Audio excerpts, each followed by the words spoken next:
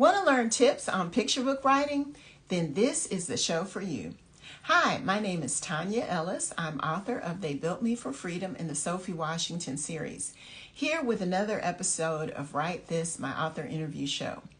Today, I'm excited to welcome on Stephanie Seals, an author who has written a fun picture book about a cowboy. I can't wait to learn about it and learn about her author journey, and also to get tips on those interested in writing picture books.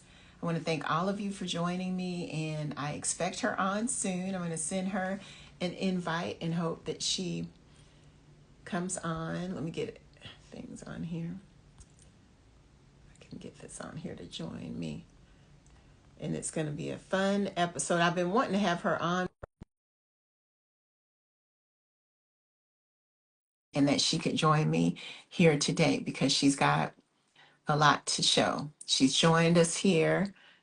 Okay, Stephanie's here. Yes. Hey, how you doing, Stephanie? I see. Hi, Hey, how you doing? I'm good. How are you? Fine. I'm so happy that we could get together. I know you had asked about coming on right before I took a little break for Yeah. the summer. And I'm so happy to have you on and learn more about your book. Oh, thank you for having me. I'm glad to be here. Yeah, and I see you took a break from Instagram, so thank you for coming back Yes. and giving time to share your journey. So can you tell us a little bit about yourself, where you're from, and a little bit about how you started writing? Sure. So I'm from Los Angeles originally, and I grew up in LA and in a desert suburb area of Southern California called the High Desert. And I also went to college in Southern California. And then as an adult, I moved to the East Coast. I went to grad school in Boston, and I kind of like ping-ponged between the coasts since then. So now I live in the Hudson Valley in New York. Okay, wow. So the interesting thing for me is your book is My Daddy is a Cowboy. Did you have cowboys in your area growing up in California? That's such a good question, and people ask me that a lot. And the answer is no, as far as like what I knew was going on and what I had access to. But that's like a big part of why I wrote the book was because I found out about the Compton Cowboys, which if you don't know or anybody that's watching doesn't know, is a group of black urban cowboys in Compton, which is in Southern California, close to LA. And when I found out about them, and then lots of other black urban cowboy groups all across the United States, I was like, this is amazing. I wish that I had had access to this when I was a kid. And I love that for all the groups that I know, a big part of what they do is focus on kids and giving kids the opportunity to ride horses and like connect with horses. So that's where Mhm. the inspiration did not come from my personal experience. I was inspired by them. Okay, yeah, because that's what was interesting to me because I live in Texas in the Houston area, and we actually have a Black Cowboy Museum. And so, yes, if you ever come, you got to go. It's in Richmond, Texas, in the Houston area. Mhm. And so then Yeah. I got really fascinated with the Black Cowboys too, because they have so much history that people don't know about. Yeah. Yeah, it really is like ever since those days of like the historical days of cowboys, there have been black cowboys. Even the name cowboy is a black thing, not in a good way, unfortunately, but people can look up that history if they want. But yeah, like since I wrote the book and I've been out talking about it, people have told me more and more history and contemporary stuff. And when I was at TLA, the Texas Library Association conference, Ah, I learned so much because there's such a huge cowboy culture in Texas, as you know, and mhm. like I'm like amazed at how strong it is for in the black culture, which is great. Right, because actually you were in Austin. If you had been here in Houston in the spring, the Hmm. cowboy culture is so strong. Like we wear cowboy hats, people wear boots, Oh, I love and it's like it. yeah, it's really a big thing here because I'm originally from Kentucky. I've lived here over 20 years, Mhm. but that is like with the black culture, even that's a huge thing here in Texas. Yeah, and I think now that we're seeing like more like cultural focus on black cowboys, like because of Beyonce's album and different things, like it's coming out more like that this is not like a new thing, it's been around. So I'm just glad to help shine a light on the culture. Yes. Now, what got you interested in writing picture books? Great question. And so I've always been writing stories like since I was 5. That's the the youngest story I have that I remember writing that I have written is from when I was 5. And it was my version of what I thought the Land Before Time movie was gonna be. This is before it came out, like right before it came out. And I just like loved writing in school and at home and all this stuff, but I never like thought about it as like a career thing or something like I could do even not as a career because I didn't know anyone that was an author or that wrote like, professionally, and I never had like authors come to my school or anything like that. So it's definitely been like a long journey. Even though I've come from inside the children's book industry, I've had various jobs connected to it. It still felt like something that wasn't accessible to me. And so it's like a long road to go from that to actually having a book out in Now, the world. And I'm really what glad. jobs did you have? What jobs did you have in the industry? So I've worked in bookstores a lot as like a bookseller and a manager and a children's book buyer. I've also been a teacher and I've also worked in libraries, like in a children's room. And I've Mm-hmm. been a reviewer for Kirkus on the kids and teen side for a Ooh, long time. you've done a So lot. Yeah. yeah, it is a lot. It's a very broad swath of jobs I've had. Oh, that's interesting. So then what led you to write this? This is your debut picture book, isn't it? Okay, Yes, what led yes. you to go ahead and write this then? So in 2020, which was a difficult year for us all to varying degrees, I was just really wanting like stories of joy, specifically Black joy. Like I felt like I was like hungry for that to help buoy me up in such difficult times. So a friend had sent me, like forwarded me an email about an article about the Compton Cowboys, and I had been following them here on Instagram for like years, Mm. but I hadn't ever thought about writing a story about them until she asked me. She was like, "Have you thought about writing a story about them?" And I was like, "I hadn't, but I will." And then I had quit my full-time job that I had then, and I feel like that space was created for me to create the story from that, and Mhm. then I sat down and wrote it. That is cool. Oh, yeah. And I actually am familiar with those Compton Cow because I've done a lot of research on these cowboys too for Hmm. projects I'm working on. Oh, Yeah. So that is so oh, you cool. have Cowboy projects coming out. I'm excited. I want them coming. I want them Okay, coming. all right. I'll But cross I've my been doing a fingers. lot of research. After I went, well, I saw your book, and then when I went to that Black Cowboy Museum here, because you know all that history, it's just so much. Yeah, it's so rich. There's so many stories there. Right, right.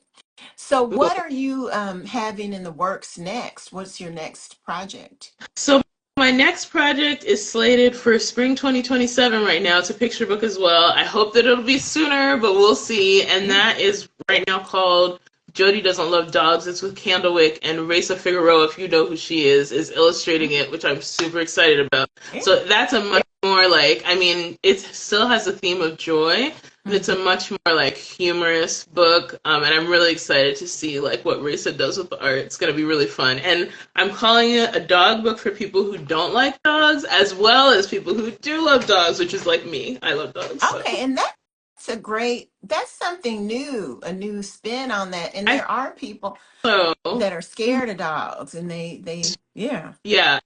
I don't know what Raisa will do with the art as far as that. It's unclear in the text why the character doesn't love dogs, but I think there's a lot of potential for a lot of really fun stuff. So we'll see. And yeah, I do like the idea of like a new angle on the dog story. So Hmm. keep your eyes peeled, spring 2027. Yes. Now, circling back when we talk about your journey into publishing, so once you got your idea for your Black Cowboy, My Daddy is the Cowboy Hmm?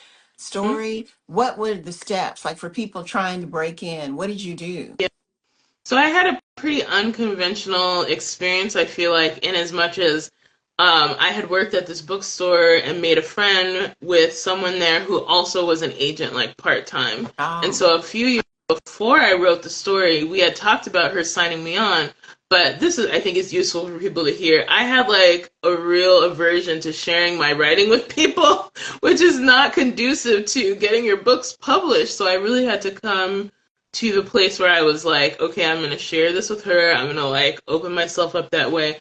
And so I did, and she thought it was great, and we signed together, and then she, sent it out to the editors. And the editor who took it is my editor for this book, Courtney Coda Abrams, who has been great. So it was, I feel like it was a shorter and a more straightforward journey than is usually the case. Mm-hmm. I'm fortunate. And you've worked in so many publishing adjacent, all these kind of careers. So you were but you made an excellent point that I really think needs to be stressed, because I've mentored people or talked to people and they were like, oh, yeah, I sent my book to one agent and then I'm waiting. I'm like, you better get that book Yeah. out. What are you doing? Don't be too precious. If you feel it's ready and you've got it polished, you need to get yourself out there. Yeah, so that's a good Yeah. point.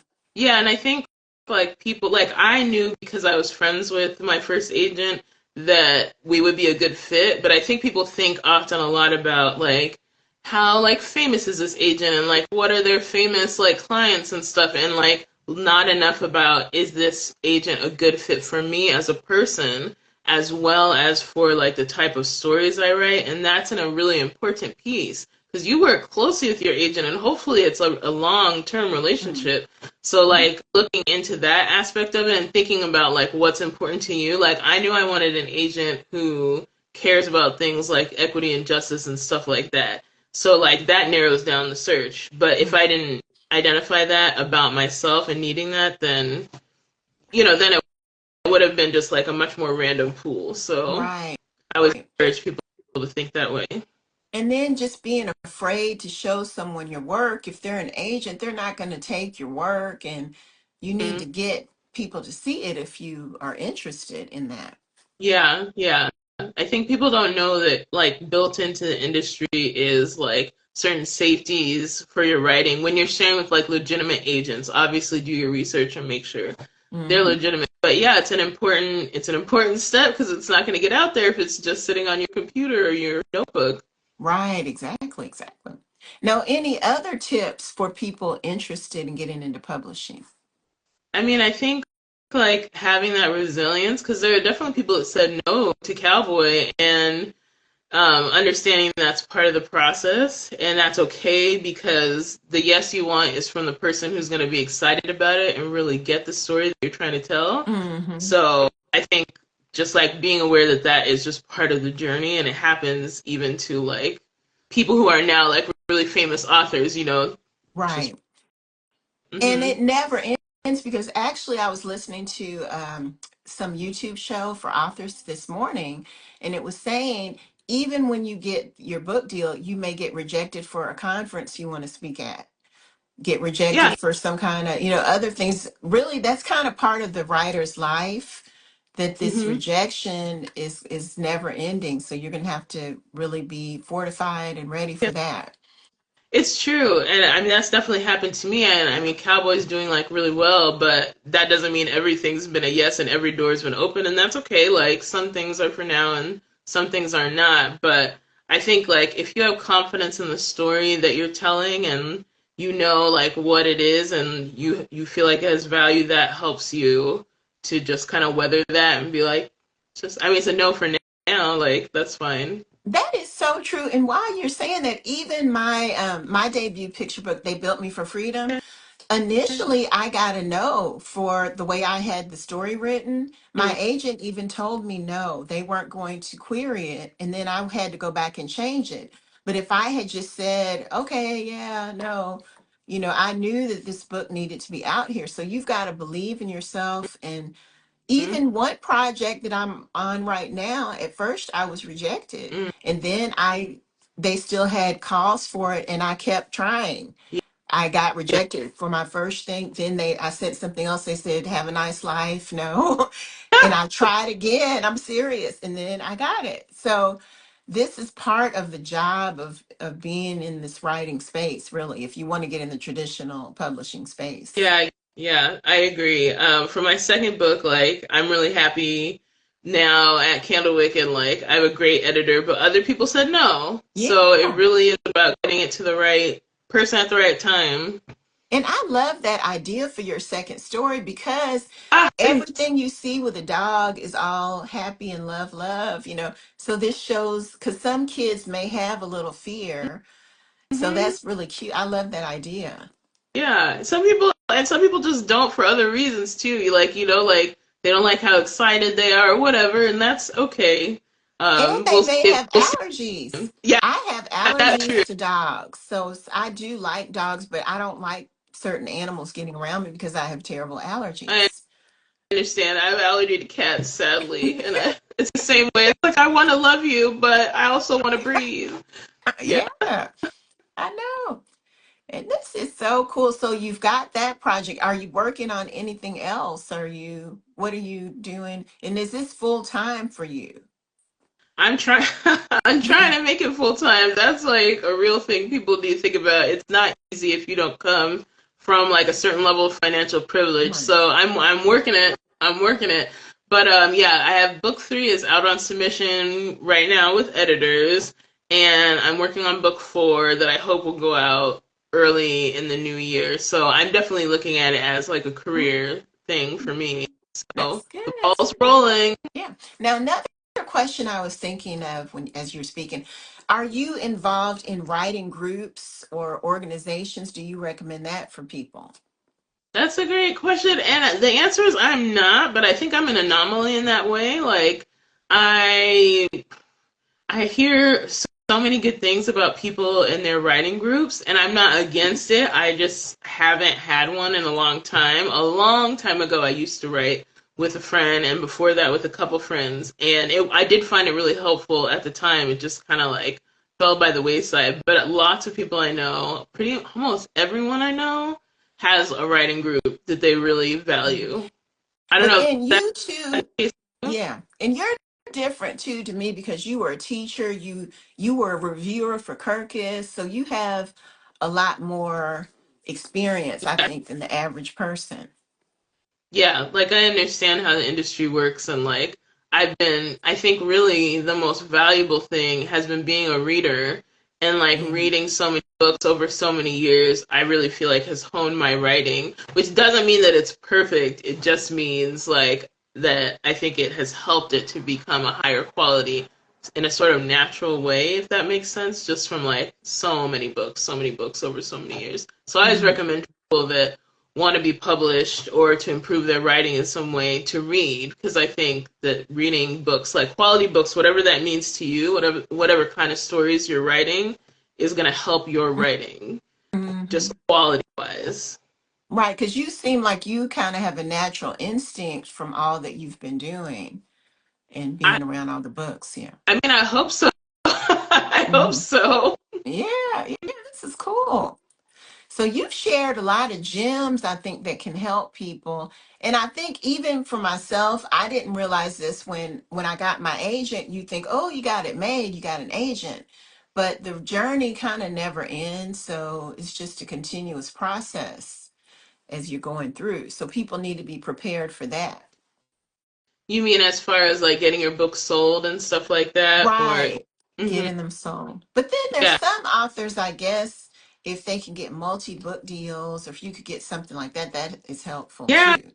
I think like from my experience and like what I have heard from people and been observing, it seems like that's less common for picture books.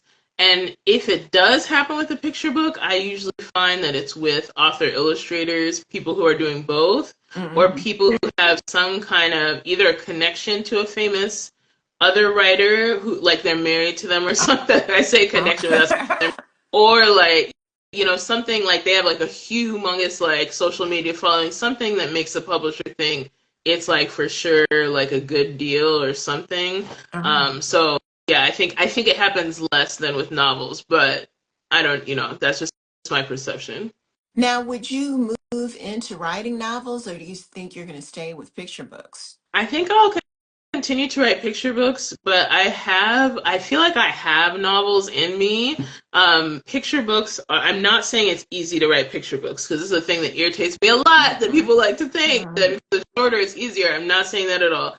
It's easier for me because of my brain, I guess. Hmm. And the novels, I feel like I struggle more, but I would like to write novels as well. But I think it seems to me that even when I get to that stage, I won't stop writing picture books because I love them. Right. And really, picture books are a different art form. They're like I started out writing chapter books and novels, and it's just a different brain space. Like when I'm writing picture books, I'm thinking differently, and because you're thinking about the visuals and the illustration, so it's a different, and it's kind of even poetic because I write more in verse. So Yeah. it's just a different form because it took me, I was afraid to write picture books going from that. It's a different art form when you're as a writer. Yeah, I Hmm. agree. I always say like writing a picture book is like writing a poem because every word counts. And also Hmm. like there's nowhere to hide. Like you can't get away with just some weak lines, because there's a bunch of words. It's like, nope, like there's only a few words per page, so you better make them count. Yeah, it's Right. a very like more precise in a sense, if Yeah. And that makes sense. even the verbs you use and the language, you have to be very specific with a picture book compared to with you still want to be specific with it, but like you I said, hope there's no so. Yeah. where to hide. Yeah. Nowhere to hide from that. I think maybe there's a different level of intentionality you have to come at it with. I don't know. We'll see when I get to, if I get to writing these novels. We'll see. But from what you're saying, that's like what I've been thinking that there's a difference in that way. Hmm. But this is cool. I've enjoyed talking to you because I met, well, I've seen your book around, and then we were in some kind of book launch group in the Yeah. summer, and I saw Mhm. you there. And I've somehow enjoyed. I was so busy with my launch, I wasn't participating in the meet. We had Oh, extra meetings, and I just like, I don't have time for that. that's Yeah. understandable. It's hard to balance all the things that are available. Yeah. But I'm glad we got the chance to talk to you. Thank you for having me on your show. Thank you. And then where can people find you outside of this interview? So here on Instagram, my handle is Black Book Bruja, one word, and I also that's the only social media I'm doing right now, even though I'm on the break. This is my general social media home, and then I have a website that's just www.stephanieseals.com, and my contact and stuff is on there. But those are the two primary ways. You can sign up for my newsletter on my website. It's like quarterly, so I don't spam people and I give all the updates, kind of the broad strokes updates. And I also have a Patreon. If people want to support my writing, they can do that, and I give monthly updates Okay. there. Cool. Well, thank you so much for joining us, Stephanie. And I'll be watching for your new book and everything that you're doing. Thank you. I'll be looking for your new books as well. Thanks for having Yes. All right. Thank you. And thank you, everybody, for joining us. And we'll see you next time for another episode of Write This. Bye bye.